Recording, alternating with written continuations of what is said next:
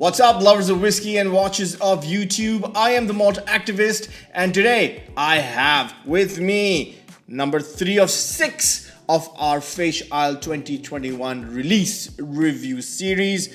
This one is, of course, the Ardbeg Scorch. What's up? How's it going? Oh, I'm doing good. I am super stoked about sharing this Ardbeg Scorch with you. Now, mind you, this is not the committee release. I have already reviewed the committee release, and the link is coming up now. There you go. So if you want to see the committee release review, you can go check that out. We have here what we call the festival bottle. Now, there's a difference. The committee release, as you can see, different label. See that? Very different label. The committee release comes in a beige color, and I think they spend a little more money on the packaging, to be honest. But the most important difference, as you can see, is that the committee release is 51.7%, whereas the festival release is at, oh, there it is at a very meager 46%. Is that a good thing or a bad thing? I don't know. I think it's a little bit unnecessary having two different releases, a committee release and a festival release at different strengths. And this is just like about 5 or roughly 6 percentage points difference in the ABV. So I'm not sure what they were planning on achieving with this. I can understand if you bring it down like 10 or 12%. You know, if it's like a 56 or 57% ABV cask strength whiskey is the committee and a 46% is the regular festival. Okay, then I can appreciate that maybe those two can be almost two different types of whiskeys. But with this, the margin is so less. I think the answer is exclusivity, if you like. So the committee release bottling, this one will have released 3 or 4 months before the actual festival, whereas the actual festival bottle is released on festival day, and there are less committee members than there are visitors to the distillery every year, which means as a committee member, you have access to these whiskeys before anyone else does. However, all you have to do is go online and buy it, set up an account. I guess that makes you a committee member. So again, I don't know. But having said that, it is what it is. We have 2 different kinds of whiskeys from Ardbeg every year for the whiskey festival, and this year we have a whiskey called the Scorch, the Ardbeg Scorch.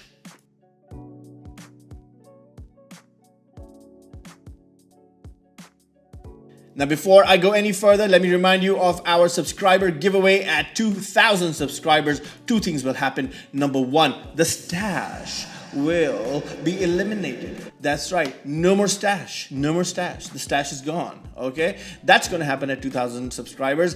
And more importantly, 4, not 1, not 2, not 3, not 4. Oh, wait, not 1, not 2, not 3, but 4. But 4 subscribers will each receive a bottle of the Arran Quarter Cask, which was my whiskey of the year 2021. So what are you waiting for? Hit that subscribe button, hit that bell icon, and let's get on with the show.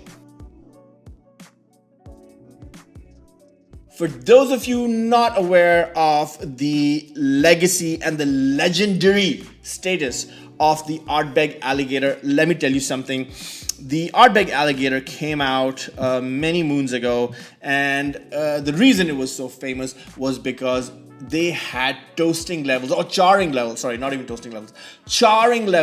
on their casks that were just extraordinary, and they were so heavily charred that the inside of the cask started looking like the back of an alligator. Now, I've explained that previously, and what that does is it imprints a massive, sooty, charcoaly, very, very strong flavor and firewood and fireplace and barbecue, that sort of flavor into the whiskey because of the excessive charring. And what they've done is recreate that magic, hopefully, with the Ardbeg Scorch. Now, the committee release was quite smoky, actually very, very smoky. It was a big smoke bomb. Let's find out whether this festival release, which comes in at 46%, as I mentioned earlier, holds up to that. In terms of the casks in play, these are standard X bourbon barrels, just subjected to heavy, heavy char. Yeah, that's it. I guess there's nothing left for us to do but check this out. There you go. Natural color, non-chill filtered. Thank you, Ardbeg. Appreciate the honesty. Right, what do we have here? We have these lovely Malt Activist glasses as well. I've been getting a few inquiries about these glasses. So if you're looking to buy these custom engraved Malt Activist glasses, let me know. Drop it in the comments. Maybe we'll start a merch store. Who knows? Anyway, so back to the whiskey at hand. Why? How does this happen? Oh my god. Man, your sense of smell is such an integral part of your memories, man, because the second I nose this, I start hearing the lapping of waves, the crying of the seagulls, the smell of peat in the air as you sit in the distillery backyard amid pours and pours and pours of different Ardbegs of all kinds, with people walking around, dogs barking, the faint sound of a live band playing Scottish music somewhere in the background,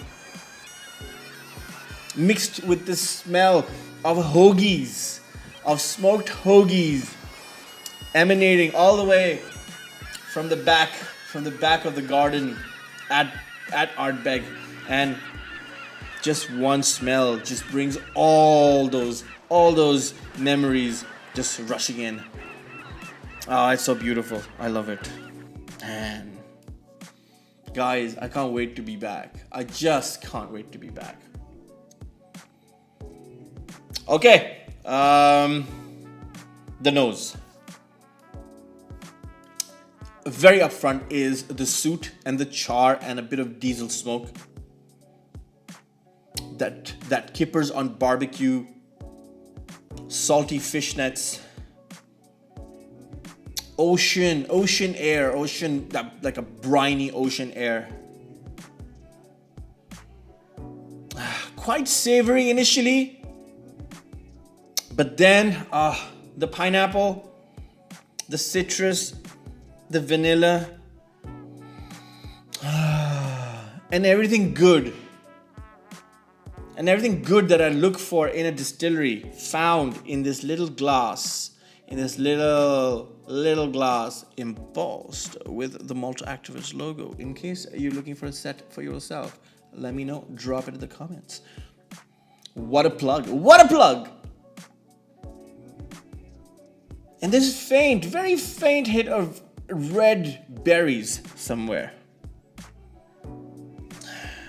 Hint of iodine. Reminds me a little of the alligator, I'll be very honest with you. Of course, when you compare this to the committee bottle, not the best way to smell a whiskey, but yes, definitely, I think the higher ABV also gives you slight intensity, extra intensity of the sootiness and the charriness and the barbecuiness of the whiskey. So slightly subdued in this one versus the committee bottle. If you're an Isleyophile like me, notice I didn't say peat-ophile like me because, lesson learned. So if you're an Isleyophile like me, one sip is enough to transport you back to the island. And whether you like it or not, I have to give extra points for that bit of nostalgia that this whiskey comes with. It is what it is, guys.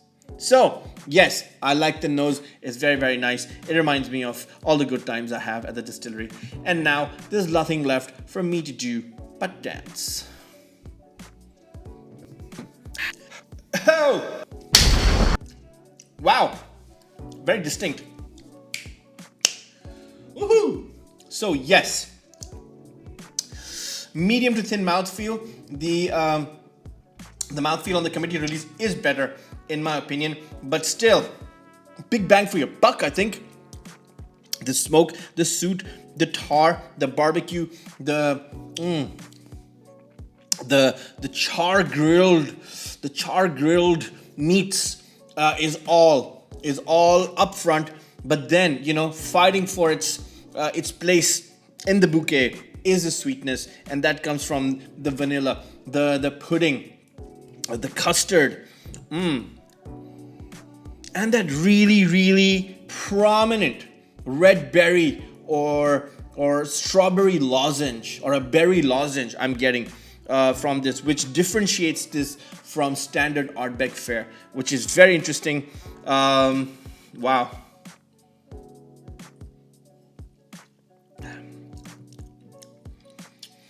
I would have preferred the mouthfeel to be bigger, more viscous, but it's not. It is still quite good. The flavors that it brings with it, also very good. Is this as good as the committee release? No, I don't think so. And it's, I think, only a function of me preferring higher strength whiskeys. And 46 kind of doesn't cut it for me when I'm talking about this kind of flavor profile. But having said that, I think this is a very decent dram, quite a good whiskey. It's not the best release of the festival, mind you. However, I think it does quite well for itself. Do I like it? Yes. Do I absolutely love it and will like kill anybody for it? No. But I do like it, and for that, I will give it a C+, which is not bad. It's just maybe slightly above average in my book. A C+, largely because of the mouthfeel, and I think that's where it loses some points. And I think because of that, the flavors don't come firing through as much as I feel that they should. But having said that,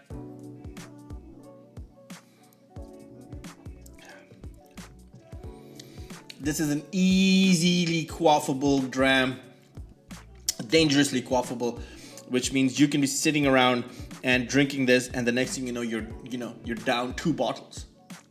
2 bottles, not one, 2 bottles, which is, wow, can be dangerous, especially if you're sitting alone. No, I'm not saying you drink 2 bottles by yourself, but what I'm saying is this one is quite easy to drink. And it's complex enough for you to savor it for a long time as you drink it. So it definitely makes for a very, very good drinking experience. So yeah, that's it. That's where we are. We are review 306 of our Islay Festival Face Release 2021 review series. Today we have the Ardbeg Scorch with us. Say hello, say hello. And yeah, I like it. Fine, if you can find a bottle, get it. I think you'll enjoy yourself. Maybe split it with a couple of friends, you know. But yeah, it's a good whiskey. I like it. I'm good with it. Yes. Because it's Ardbeg and, you know, memories. What can I say? So yes, thank you. There you have it. Thank you for joining me for this whiskey review. I'm the Malt Activist. Until next time, peace.